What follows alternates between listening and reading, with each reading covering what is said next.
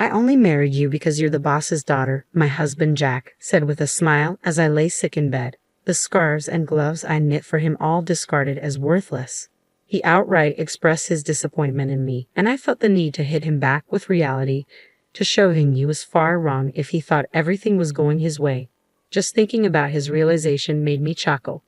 My name is Chelsea Taylor, and I've been married to Jack for 5 years. Although we don't have any children, we've been living happily together.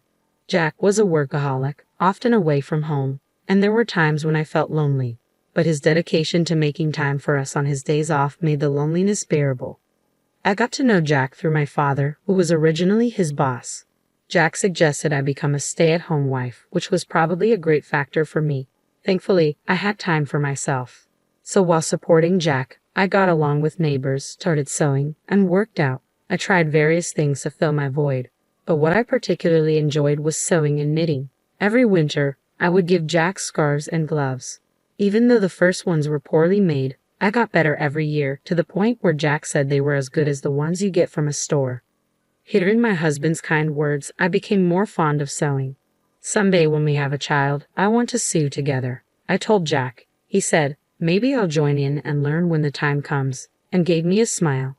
Of course, I never cut corners in supporting my husband, doing housework, and prioritizing spending time together on his days off. Thanks to his high salary, I must have seemed to lead quite a privileged life from an outsider's perspective. I had no complaints about such a life, vaguely thinking that I would continue to live quietly with my kind husband and our future child. However, the first hint of a shadow over this peaceful living crept up about 2 years ago. I was waiting for Jack to come home as usual when I suddenly felt dizzy and fell. My husband, who had just returned from work, took me to the hospital. When I woke up, I found myself in a hospital bed. According to the conversation between Jack and the doctor, my symptoms weren't light and seemed to be something I'd have to deal with for life. Fortunately, it didn't mean an immediate threat to my life, but it could happen again. Under these circumstances, I was recommended to stay in the hospital until my body recovered somewhat fully. Seeing me anxious, Jack said, "Seems like you'll be hospitalized for a while, but it's all right. I'll come to see you whenever I have time off from work. So let's get through this together." With him holding my hand and saying these words, I felt my anxiety lessen. With my supportive husband by my side, I believed everything would be all right, even though I had no grounds for such a belief. Since then, Jack visited me almost daily, as he promised. He held my hand and asked me how I was doing. If I mentioned that my days at the hospital were boring, he would bring me my favorite sewing tools, and we would sew together and chat about trivial things that happened that day. Spending time teaching my clumsy husband how to sew was especially fun, and each time we did it, I was able to forget the boredom. However, such happy times in the hospital only lasted about a year. After handing over the yearly tradition of a hand-knitted scarf, the frequency of my husband's visits lessened. Now, it's good if he shows his face once every few weeks. At first, I thought my husband must be busy with work and continued my sewing, planning to give him the finished product the next time he came. According to the doctor, I was told that I would be discharged by the end of the year, so I thought I would give him some gloves. Then, I put all my feelings into making the gloves to make up for the time we had been apart. However, when my husband finally came to visit me after a long while, he looked at the gloves I handed him and coldly said, "You're still making these. It's frankly a nuisance." What he then handed to me was the scarf I had painstakingly knitted for him and a divorce paper. The scarf I had worked so hard on last year showed no signs of being worn. It was just as pristine as when I had given it to him. "Has it been 2 years since you've been hospitalized? I heard you'd be discharged soon, but I can't keep taking care of you," he said. "We should get a divorce." I turned my gaze to the divorce papers. Upon hearing these words, Jack had already signed the papers. Seeing that, I thought, so it has come to this. To be honest, ever since he stopped visiting, I had considered this possibility multiple times. To brush off that thought, I even tried to convince myself that he was just busy with work. But the Jack I knew would never neglect me, no matter how busy he was. If his work really had gotten busier, he would have told me. I had a feeling things would turn out this way when he stopped showing up without any explanation. That's why I managed to ask him why he wanted a divorce without too much distress. I wasn't trying to cling to Jack. In fact, I knew I had probably become a burden to him. If the kind Jack I knew said he wanted a divorce, then I guess I had no choice. But it was Jack who told me we'd get over this together, so I was somewhat curious as to why he had changed his mind. In response to my somewhat dazed question, Jack said, "Isn't it obvious? Ever since I married you, all I've had are troubles. I'm sick and tired of the scarves and gloves you give me every year. I only married you because you're the boss's daughter. How can I be expected to deal with you getting sick on top of everything else?" He laughed at me in a way that seemed to be making fun of me. He told me that he was tired of dealing with me, who had been innocently enjoying our life together. Every time I talked about happiness, love, or loneliness, it seems he thought I was a fool for it. Who can even wear a handmade scarf without feeling embarrassed nowadays? Receiving such things is a nuisance and annoying.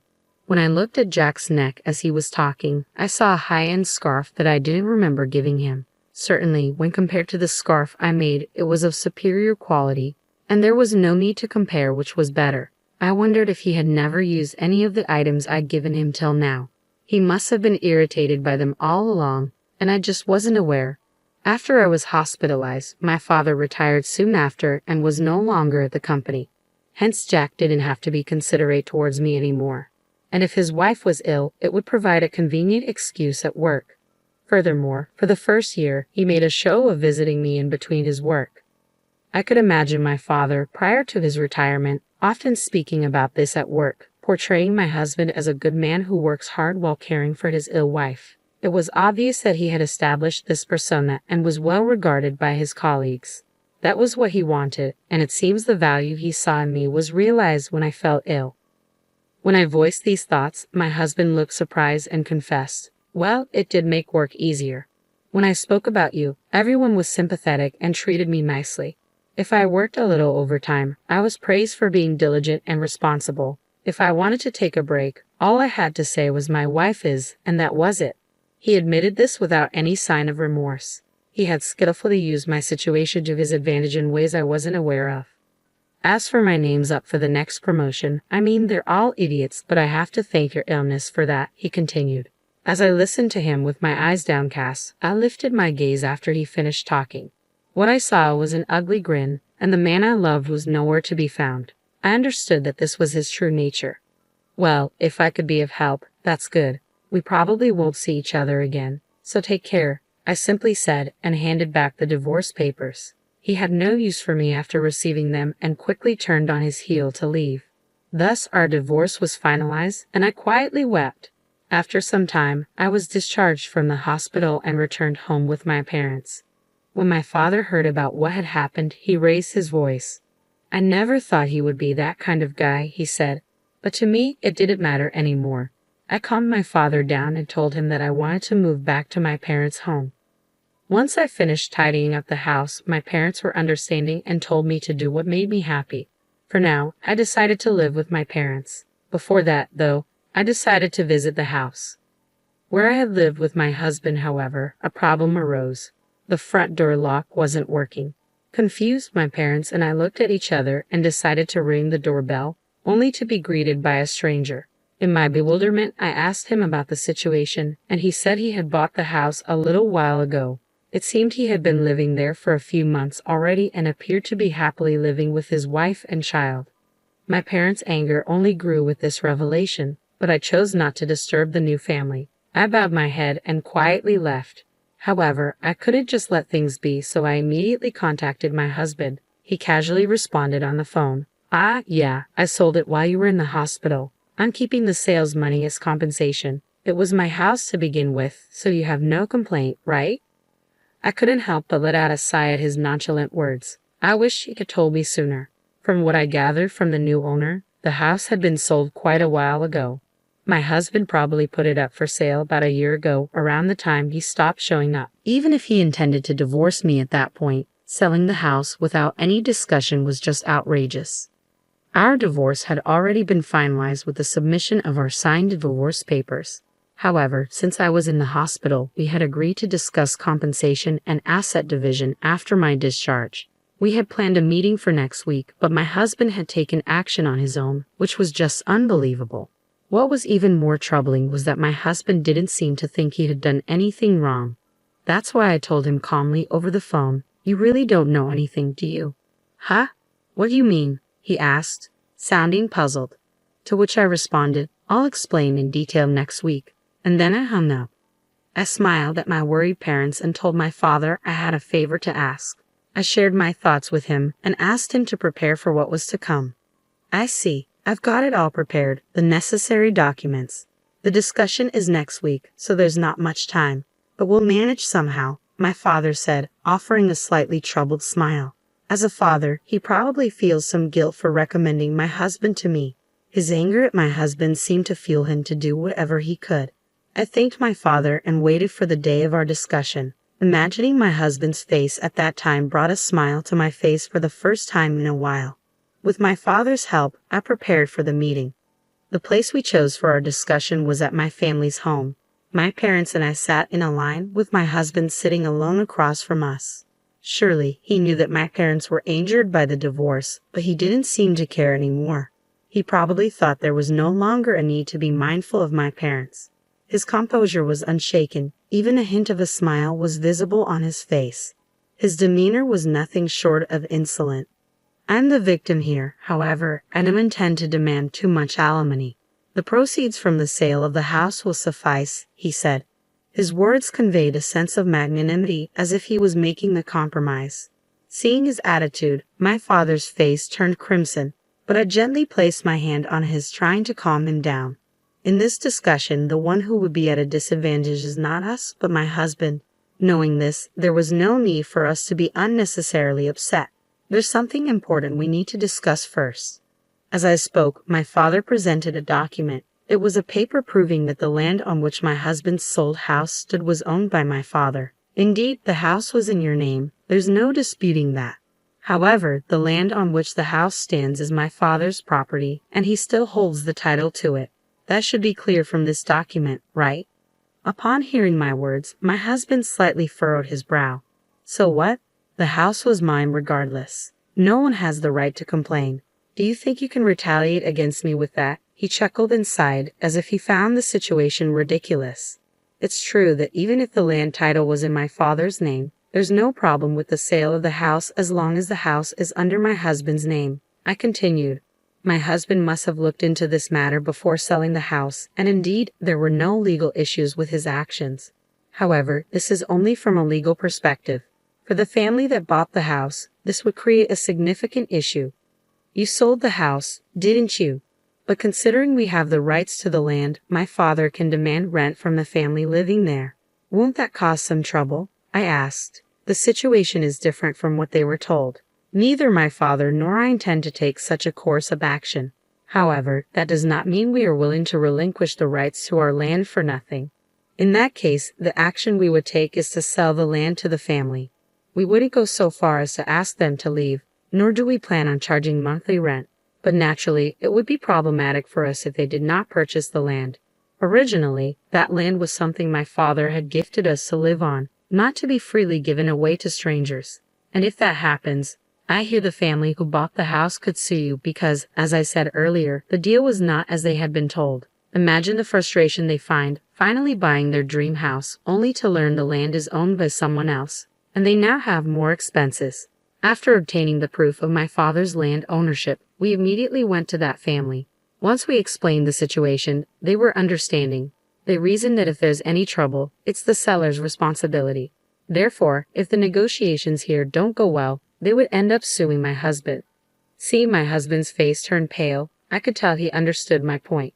He seemed to realize that no matter what, he would incur a significant amount of money due to his mistake. In a trembling voice, he asked, "What should I do then?" To this, I smiled and responded, "The family could purchase the land from us and consolidate the ownership. Then you make up for that amount. This would settle everything smoothly. In this scenario, the family won't have to unnecessarily sue my husband. If the family becomes the owners of both the house and land, all the current issues will be resolved. Of course, they weren't informed about the land price when they bought the house, so they will likely charge my husband for it. But that's not their family's problem. The issue would be that because the land is in a prime location, the cost of the land could be higher than the sale price of the house. Even if my husband gives up all his assets, it won't be enough. In the end, he won't have a penny left to his name. Or you could buy back the house, then pay for the land. Of course, you'd have to pay the family a relocation fee. In this case, both the land and house would return to my husband's possession. He could then sell them again, which could give him some money. However, considering the revocation fee, there's a low chance that my husband will end up with any money. Whichever option he chooses, my husband will be at a loss. Also, about alimony, I've been mentally distressed by your actions. I plan to claim compensation for that, so keep that in mind. All this time, my husband Jack used me as a pawn in his pursuit of promotion at work. Now that I know this, I am repulsed by everything Jack did for me in the past, and I plan to file for damages due to emotional distress because of it. Though evidence is scarce and it's not very likely that I will win, just discussing this matter is significant given Jack's current circumstances. Jack, who was cornered, might not have the luxury to consider these possibilities, and everything I've just stated might become his reality. To further quarter Jack, my father continues, even though I'm retired and no longer part of the company, I have many acquaintances. I've been chatting frequently with my former subordinates lately. They've been telling me what you thought of my daughter and what you did. Everyone has been looking down on you, Jack. With a cheerful smile, my father shares this news, and Jack finally realizes the situation he's in. The status he had built in the company using me and the money he gained by selling the house without my consent. Neither of these are in his hands anymore. Now, let's discuss what comes next. Now that you understand your circumstance, we have to decide about the division of property, compensation, and the house. I say, joining my hands together and smiling. My smile hasn't changed compared to the ones I've shown Jack before, and I'm sure I was beaming more than I ever had since our separation. I hope you fully comprehend that the fate of your assets will be decided in this very meeting. I continue. Drawn in by my words, all Jack could do was force a laugh with tears in his eyes. The subsequent negotiations were in my favor, and Jack agreed to pay me alimony. We also agreed that Jack would pay for the land where the house stands, and we later explained this to the family who bought our house. As a result, everyone except Jack benefited from these discussions, and Jack ended up losing everything. The rumors my father initiated began to circulate within the company, causing Jack to lose his standing, and his potential promotion was put on hold due to concerns raised by upper management. The rumors continued to spread, leaving Jack without a place to fit in, and soon my father informed me that Jack had resigned. I won't say that all of it was karma, but things gained through exploitation can vanish easily, given someone's intentions. What Jack thought he had achieved was merely transient. As for me, I'm currently living in my parents' house and running a sewing class. I can't say that my classes are jam-packed, but I've been able to earn a decent income thanks to attendees like my neighborhood wives and kids. While I couldn't make it happen with my own children, like I once told Jack, I've now realized that sharing the things I love with others indeed brings me happiness.